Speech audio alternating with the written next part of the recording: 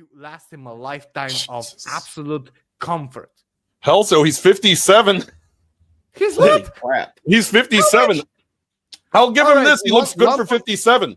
I was I'll going to give say him that. that. For a 57-year-old, he looks damn good. I'm not Guys, saying anything in every sexual way, but yeah. Guys, this is towards the end of a network video, so I can say this. Adrenochrome is one hell of a drug. This is true. No, but I do.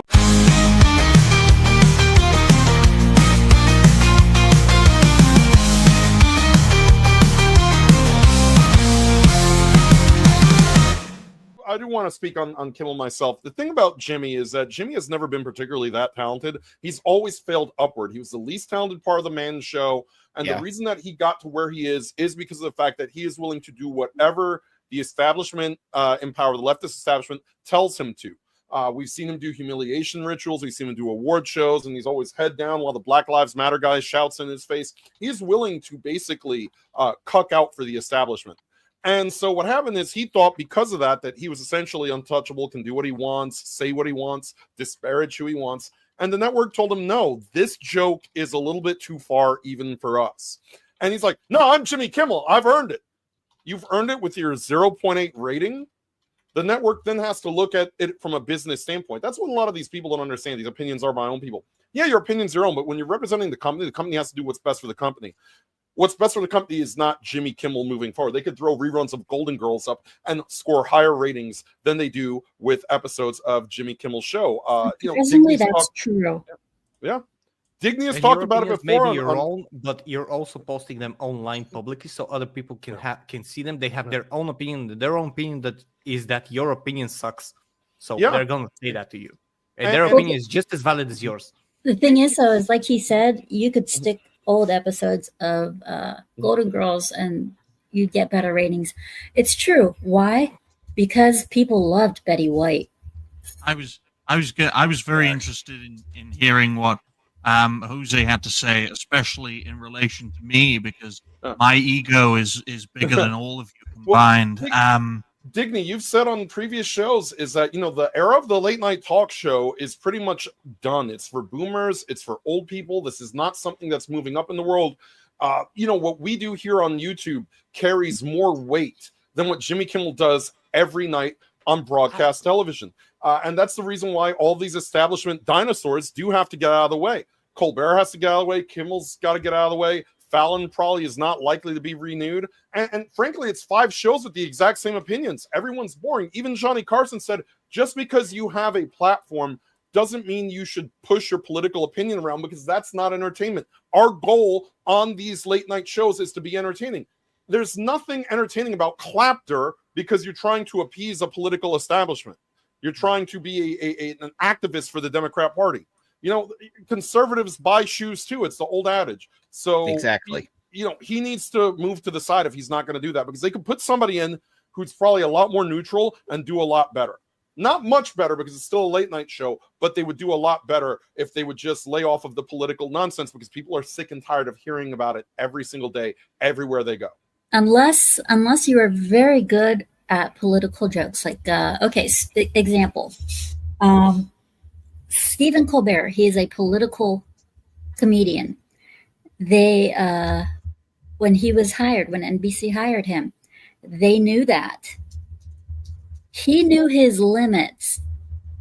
The only reason he got fired is because the president didn't like him. But he knew his limits. He knew what he could say. He knew what was in good taste, what wasn't in good taste. That is a professional comedian. That's what a political comedian should be like. I personally think the funniest thing Stephen Colbert did, the vaccine dance, that was funny, wasn't it? In a totally not strange way. What does Madam Web? Kimmel has never been funny, and I would love to see Kimmel be replaced by Ricky Gervais on his show. That would be hilarious. Oh, that'd be hysterical. Also, bring back Craig Ferguson. He was the only one that was funny. Come on, AOC should have a late night talk show. I do want to add one more thing about this Kimmel thing that they don't understand, is the reaction to it, which has been to act like he's a free speech beacon being silenced by the left has done nothing but radicalize more moderates. My girlfriend is much more moderate than I am. All right. And she's been pushed further to the right because she says it's this false equivalency where they think it's okay to shoot a man in the neck, but it's not okay for Jimmy Kimmel to lose his job. And exactly. She's like, I'm done. I'm done trying to even reason with these people or give them the benefit of the doubt anymore. There's nothing left to discuss with these people. That's going to be a very big trend in like from now on with a lot of people who are either undecided or are just don't want to meddle with politics, or they don't even want to listen to politics anymore. They're going to have to, like, if they have, because this is not even left and right. And I think I said it in the previous show. There's not left. This is sensible people, moral people, seeing what amoral people are doing and what they're cheering on and what they're not cheering on. And it just so happens that 99.9% of these amoral people are on the left. Absolutely. Well, the best way you can get a good understanding of that is that, does anybody here watch Shoe on Head? No. I don't watch her, but I did see her. I recommend. Wait, that's a creator with a shoe on her head? That seems cool. I do.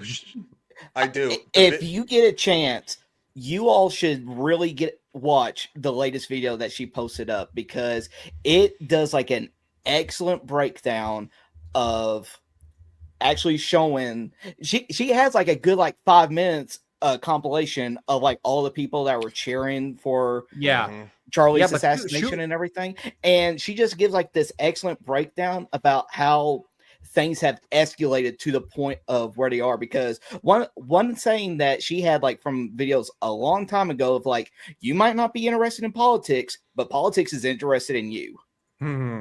This is true. She's never been left or right, by the way, before. She's always trying to go into the way of a sensible thing, and she has been talking about both sides for a long time now. And like she's talked about gender, about the trans community, about everything. She has talked about some stuff on the right. She's always been like just trying to make sense of all things, and now she's gonna get pushed to one side, just like a lot of other people. Well, it's not the fact of her getting pushed to one side. It's the fact that the side that she was originally on, because she has stated many times she's like an old school Bernie Sanders girl. Yeah, she is. It's not the fact that she's moving to the side. It's the fact that they keep on moving further and further left until she is just far right in the. I've been watching her for probably a couple of years now. Yeah, she is an old school Bernie Sanders supporter, and so she doesn't support all this new crap that they're pushing. And I changed my hat to probably the greatest MAGA hat of all time. But anyway, because the president retweeted that thing anyway. But long story short, she is so torn up about this because she didn't know Charlie Kirk. But the thing is, though, is that she had friends. Really good friends that she has made because she went to an actual Turning Point USA event. And this is in her most recent video, so I'm not going to spoil it 100%. She met friends that she is still friends with to this day that knew Charlie Kirk. And she sees her old school friends from being more liberal, more classic liberal, who have become massively leftist and psycho, celebrating his death. And she actually gets emotionally torn up because she's like, because the way she describes it, she's like, how the fuck did we get here? Yes, how the fuck did we get here? To where you can dehumanize a person so much to where you think that it justifies literally sitting on top of a building. And I was in the U.S. Army. Like, you know what? That's about as personal as it gets. Looking at somebody through the other end of a rifle, knowing you're going to pull the trigger and then doing it, that will haunt you for the rest of your fucking life. I'm going to tell you that right now. Lilith in the chat actually makes a good point. The reason why she is seeing this through all this perspective. Lilith can't make a good. Impossible. Wow. As the Chinese say. Come on, man. Oh boy. But it's the fact that she's a mother now. It's like that whole entire mindset of whenever you're growing up and everything, you have like these more liberal kind of views and all that. But once you have a child, it really changes your perspective. Not just in your life, but just everything around you, because now you have somebody else that you have to actively take care of for, and you want to make sure that they have the best possible life as possible. And those kind of ideals lean more towards conservative idealism. I've watched that happen a lot with my co-host, Alcohol, because he, once he had his child, now he's sort of gravitating, further to the right. He used to be more of the moderate one on the show. Now there's some things where he's to the right of me on, and I'm like, how the fuck did that happen? Well, it just goes to show, and an underlying arc of today's show, folks, is the danger of extremism. And this is a point I've made before, but I'll make it again. From a European perspective, the right dealt with its radicalism, but the left has never dealt with its radicalism. The right famously dealt with its radicalism in a massive war that killed many millions of people. We can't have that luxury this time because nuclear weapons exist. But the point is, folks, what we're dealing with, especially in the US and the UK, and I'd say most of the Western world, it's an internal problem, and it requires solutions. They're going to make a lot of upstanding people uncomfortable. But this problem, if it's not addressed, it's just going to get worse and worse and worse.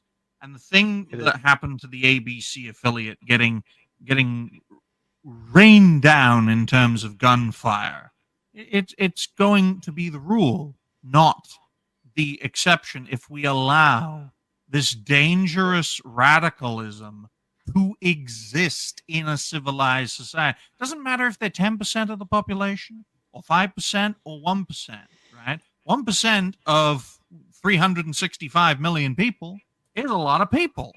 That's dangerous, man, right? It doesn't take many to cause just outright chaos and destroy our civilization. And that's the thing we got to focus on. We got to focus on where are the radicals, where is the danger, and who is leading the charge on this. Because a lot of leftists, I'm using the American term because none of you can spell communism. A lot of leftists, they use the shepherd-sheep principle. A lot of them are, sheep, and they only let a few shepherds guide them. As Dash Attack is playing V Bridger now. So shout out to you, Dash Attack. I don't know what V Bridger is, but I'm going to assume it's a Steam porn game. Probably. Disgusting, tangent kings are new.